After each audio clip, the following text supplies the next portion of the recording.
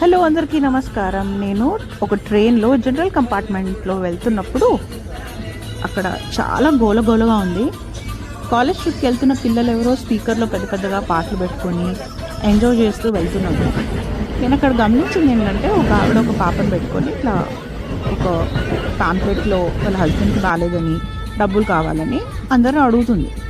So ఇంత గోలలో ఈ పాప కొంచెం కూడా కదలకుండా మెదలకుండా ఎలా అంత డీప్ స్లీప్లో ప్రశాంతంగా పడుకుందనేది నాకు క్వశ్చన్. మన ఇంట్లో పిల్లలు వంటింట్లో కుక్కర్ విజిల్ వినిపిస్తేనే ఇక్కడ లేచి కూర్చుంటారు. మరి ఈ పిల్లలు ఎలా ఇంత ప్రశాంతంగా పడుకోగలుగుతున్నారు?